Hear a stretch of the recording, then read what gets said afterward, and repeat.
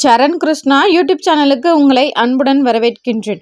பூஜை அறையில் கண்ணாடி பயன்படுத்துபவர்களுக்கு கட்டாயம் குலதெய்வம் காட்டும் அறிகுறிகள் என்னென்ன அப்படிங்கிறத பற்றி தான் இந்த வீடியோவில் தெளிவாக நம்ம பார்க்க போகிறோம். நம்ம சேனலில் உள்ள வீடியோவை ஃபஸ்ட் டைம் நீங்கள் பார்க்குறீங்க அப்படின்னா மறக்காமல் நம்ம சேனலை சப்ஸ்கிரைப் பண்ணி வச்சுக்கோங்க. நம்ம சேனலில் தொடர்ந்து குலதெய்வ பதிவுகள், ஆன்மீக தகவல்கள் வந்து கொண்டே இருக்கும். வாங்க வீடியோக்குள்ளே போகலாம். இந்த வீடியோவில் நம்ம பூஜை அறையில் கண்ணாடி வைக்கும்போது கண்ணாடிக்கு முன்னாடி என்னென்ன பொருட்கள் வைத்தால் என்னென்ன நன்மைகள் கிடைக்கும், குலதெய்வம் எப்படியெல்லாம் நமக்கு அறிகுறி தெரியும், பூஜை அறையில் கண்ணாடி வைக்கும்போது கட்டாயம் செய்யக்கூடாத தவறுகள் என்னென்ன, இப்படி பல விஷயங்களை இந்த ஒரே வீடியோவில் நம்ம பார்க்க போகிறோம். அதற்கு நீங்கள் இந்த வீடியோவை ஸ்கிப் பண்ணாமல் பாருங்கள். முதல்ல நம்ம பூஜை அறையில் கண்ணாடி பயன்படுத்துவது அப்படிங்கிறது நம்ம முன்னோர்கள் காலத்தில் இருந்தே செய்து கொண்டிருக்கிற ஒரு வழிபாடுகளில் ஒன்று தான். அது மட்டும் இல்லை, கண்ணாடி அப்படிங்கிறது மங்கள பொருட்களில் ஒன்று. கண்ணாடி அப்படிங்கிறது பிரதிபலிப்பை ஏற்படுத்தும். அதுவும் நம்ம பூஜை அறையில் கண்ணாடி வைக்கும்போது நல்ல சக்திகளை நம்ம வீடு முழுவதும் பிரதிபலிக்கும். அது மட்டும் இல்லை, ஒரு தீபம் ஏற்றி வைத்து அதற்கு முன்னாடி கண்ணாடி வைக்கும்போது அந்த ஒளி நம்ம வீடு ஃபுல்லாக பிரகாசமாக தெரியும். முன்னோர்கள் காலத்தில் குலதெய்வம் தெரியாதவர்கள் கூட கண்ணாடி வைத்து அதற்கு சந்தன குங்குமம் பொட்டு வைத்து அந்த கண்ணாடியை குலதெய்வமாக பாவித்து வணங்கும் போது அந்த கண்ணாடியில் குலதெய்வம் யார் என்று தெரிய வரும் அப்படிங்கிற ஒரு நம்பிக்கையும் முன்னோர்கள் மத்தியில் இருந்து வந்தது. ஒரு சிலரோட குலதெய்வ கோவிலில் பல கோவில்கள்லேயும் ஒரு தெய்வம் சன்னதி இருக்கும். அதாவது மூலவர் சன்னதிக்கு பின்னாடி ஒரு தீபம் ஏற்றி அதை சுற்றி விளக்கு எரியும். அது பார்க்கவே ரொம்ப பிரகாசமாக இருக்கும். அந்த விளக்குக்கு நம்ம எண்ணெய் வாங்கி கொடுப்பது நமக்கு பல நன்மைகளை பெற்றுத்தரும். உங்கள் குலதெய்வ கோவில்களுக்கும் இது போன்ற விஷயங்கள் இருக்கா அப்படின்னு கவனித்து அந்த பின்னாடி, அதாவது உங்கள் குலதெய்வத்திற்கு தலைக்கு பின்னால் ஒரு தீபம் எரிகின்றது அப்படின்னா அந்த தீபத்திற்கு என்னென்ன தேவையோ அது அனைத்துமே நீங்கள் வாங்கி கொடுத்தீங்கன்னா கண்டிப்பாக உங்கள் வாழ்க்கை ரொம்பவே சிறப்பாக இருக்கும்.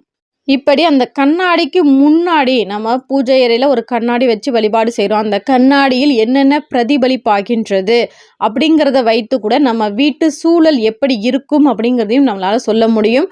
நம்ம வீட்டு சூழலை மாற்றக்கூடிய ஒரு அமைப்பும் அந்த கண்ணாடிக்கு இருக்கின்றது. இப்போ அந்த கண்ணாடிக்கு முன்னாடி உங்கள் தெய்வங்களின் சிலைகள், தீபங்கள் மற்றும் மங்கள பொருட்கள் இதெல்லாம் நம்ம வைக்கிறோம் அப்படின்னா அந்த பொருட்களோட ஆற்றல் நம்ம வீட்டு முழுவதும் பிரதிபலிக்கும். இப்போ ஒரு பவுலில் இந்த பாருங்க, இந்த படத்தில் பார்த்த மாதிரி நாணயங்கள், மஞ்சள், குங்குமம், உப்பு இது போன்ற பொருட்கள்லாம் நம்ம வச்சு அதில் கண்ணாடி பிரதிபலிக்க செய்கிறோம் அப்படின்னா கண்டிப்பாக அதற்கான பலன்கள் நமக்கு அதிகமாகவே கிடைக்கும். கண்ணாடி மூலம் நம்ம நாணயங்களை பிரதிபலிக்க செய்வதனால நம்ம வீட்டில் காசுக்கு எந்த ஒரு குறைவும் வராது. தெய்வங்களின் படங்கள் மற்றும் தீப ஒளிகள் இதெல்லாம் நம்ம பிரதிபலிக்க செஞ்சோம்னா அந்த தெய்வத்தின் ஆற்றல் நம்ம வீட்டில் நிறைவாக இருக்கும். அடுத்து உப்பு, மஞ்சள் இது போன்ற மங்கள பொருட்களை பிரதிபலிக்கும் போது நம்ம வீடே மங்களகரமாக மாறும். இந்த பொருட்களுக்கு எந்த ஒரு குறைவும் நம்ம வீட்டில் இருக்காது. இப்படி பல அற்புதங்கள் செய்யும் கண்ணாடியில் நம்ம செய்யக்கூடாத தவறுகள் என்ன அப்படிங்கிறதையும் பார்த்துடலாம். நம்ம பூஜை அறையில் பயன்படுத்தக்கூடிய கண்ணாடியை இப்போ யாராவது கண்ணாடி வேணும்னு கேட்குறாங்க, வீட்டுக்கு விருந்தாளி கண்ணாடி வேணும்னு கேட்குறாங்க அப்படின்ட்டு அது பாட்டுக்கு நம்ம ஈஸியாக அது ஒரு கண்ணாடி தானே அப்படின்னு எடுத்து அவங்கள்ட்ட கொடுக்கக்கூடாது. தெய்வ படங்கள், தெய்வங்கள் எப்படியோ அதே போல் தான் அந்த கண்ணாடியை நம்ம பொக்கிஷமாக பார்த்து கொள்ள வேண்டும். அதில் அதிகமாக தூசிகள் படிந்திருக்கக்கூடாது. மேலும் இந்த கண்ணாடிகள் எந்த திசைகளில் வைக்கலாம் அப்படின்றும் நமக்கு சாஸ்திரங்களில் சொல்லப்படுகின்றது. அதில் குறிப்பாக கிழக்கு நோக்கி, வடக்கு நோக்கி நம்ம கண்ணாடிகள் வைப்பது ரொம்பவே சிறப்பு. சாதாரணமாக நம்ம வீட்டில், ஹாலில் நம்ம அலங்காரம் செய்யக்கூடிய கண்ணாடிகளையும் இந்த திசையில் இருப்பது மேலும் பல நன்மைகள் தரும். ஒருபோதும் தெற்கு பார்த்தவாறு கண்ணாடிகள் வைக்கக்கூடாது. ஏன்னா தெற்கு அப்படிங்கிறது யமலோகத்தை குறிக்கும். இந்த திசையில் நம்ம கண்ணாடிகள் வைப்பது, அதில் மங்கள பொருட்களோ இல்லை எந்த பொருட்கள் தெரிகிற மாதிரி வைப்பது நம்ம வீட்டுக்கு மிகப்பெரிய ஆபத்தை உண்டாக்கும். இப்போ அந்த கண்ணாடிகளின் மூலம் நம்ம குலதெய்வம் நமக்கு உணர்த்தும் அறிகுறிகள் என்னென்ன அப்படிங்கிறத பார்த்துடலாம். நம்ம சாதாரணமாக நம்ம பூஜை அறையில் கண்ணாடி வச்சுருக்கீங்க அப்படின்னா நீங்கள் விளக்கு ஏற்றும் போது அந்த தீப சுடர் அந்த கண்ணாடியில் தெரிகின்றது, இல்லை நீங்கள் சாமி கும்பிடும்போது அந்த கண்ணாடியில் ஏதோ ஒரு பிரதிபலிப்பு இருக்கின்றது, ஏதோ போகிற மாதிரி இருக்கிறது, இல்லை கொஞ்சம் சற்று நல்லா பளிச்சுன்னு கண்ணாடி தெரிகின்றது அப்படின்னா கண்டிப்பாக அந்த கண்ணாடியில் உங்கள் குலதெய்வம் வாசம் செய்கின்றது, உங்கள் குலதெய்வத்தின் சக்தியை பிரதிபலிக்கின்றது அப்படிங்கிறதையும் நீங்கள் தெரிஞ்சுக்கலாம். அதே போல் கண்ணாடிகள் நம்ம பூஜை அறையில் வைக்கும்போது எந்த ஒரு துர்சக்தியும் நம் வீட்டிற்குள் நுழையாது அப்படின்னும் நம் முன்னோர்கள் நமக்காக கூறி வைத்துள்ளனர். அதனால் நம்ம கண்ணாடி வைக்காதவர்கள் கூட இந்த நாளைக்கு பௌர்ணமி தினத்தில் ஒரு சின்ன கண்ணாடி உங்கள் பூஜை அறையில் வச்சு பாருங்கள், நல்ல மாற்றம் ஏற்படும். 2வது அறிகுறி என்ன அப்படின்னு பார்த்தீங்கன்னா, அந்த கண்ணாடியில் நீங்கள் தினமும் உங்களை வணங்கும் போது அந்த கண்ணாடிக்கு முன்னாடி நீங்கள் எப்படி தெய்வ படங்களை வணங்குறீங்களோ அதே போல் அந்த கண்ணாடிக்கு முன்னாடி வணங்கும் போது அந்த தெய்வங்களின் ஆற்றல் உங்களுக்கு ஒரு சேர கிடைக்கும்.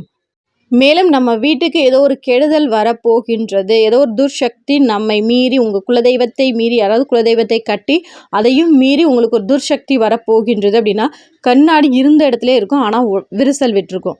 இது எப்படி என்ன ஆச்சு? ஏன்னா கண்ணாடி கை தவறி கீழே உடையிறது வேற, ஆனால் இருந்த இடத்துலேருந்து அப்படியே விரிசல் விட்டுருக்கு, உடஞ்சிருக்கு அப்படின்னா கண்டிப்பாக உங்கள் வீட்டில் ஏதோ ஒரு கெடுதல் நடக்க போகின்றது அப்படிங்கிறத உங்கள் தெய்வம் உணர்த்துகின்றது. இது போல் நடந்தால் ஒருபோது கவலைப்படாதீங்க. உடனே அந்த கண்ணாடியை அப்புறப்படுத்திட்டு மற்றொரு கண்ணாடியை வாங்கி வைங்க. திருப்பி அந்த 1 நாள் 2 நாளில் திருப்பி இதே போல் உடைந்தால் ஒரு முறை உங்கள் குலதெய்வ கோவிலுக்கு சென்று வாருங்கள். கண்டிப்பாக அந்த தெய்வம் உங்களை காக்க உங்கள் வீட்டிற்கு வரும். குலதெய்வத்தின் அனுகிரகம் உங்களுக்கு கிடைத்து விட்டது அப்படின்னா கண்டிப்பாக எந்த ஒரு துர்சக்தியும் அந்த தெய்வ சக்தி முன்னாடி நிற்கவே முடியாது.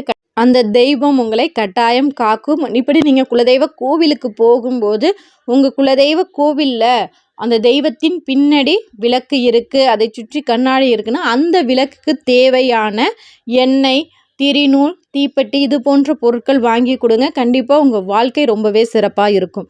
உங்களுக்கு உங்கள் குலதெய்வம் ரொம்பவே பிடிக்கும் அப்படின்னா ஓம் என் குலதெய்வம் நமக அப்படிங்கிற கமெண்ட்ஸை எங்களோட கமெண்ட் செக்ஷனில் ஷேர் பண்ணிக்கோங்க. இந்த வீடியோ உங்களுக்கு பயனுள்ளதாக இருக்கும் என்ற நம்பிக்கையில் மற்றொரு வீடியோவில் சந்திக்கிறேன். இந்த வீடியோ உங்களுக்கு பிடிச்சிருந்தால் லைக் பண்ணுங்கள், ஷேர் பண்ணுங்கள், மறக்காமல் சப்ஸ்கிரைப் பண்ணுங்கள். இது உங்கள் சரண் கிருஷ்ணா யூடியூப் சேனல். நன்றி, வணக்கம். உங்கள் ஃப்ரெண்ட்ஸ் அண்ட் ஃபேமிலிக்கு இந்த வீடியோ தேவைப்படுதுன்னா அவங்களுக்கும் ஷேர் பண்ணி விடுங்க. நன்றி, வணக்கம்.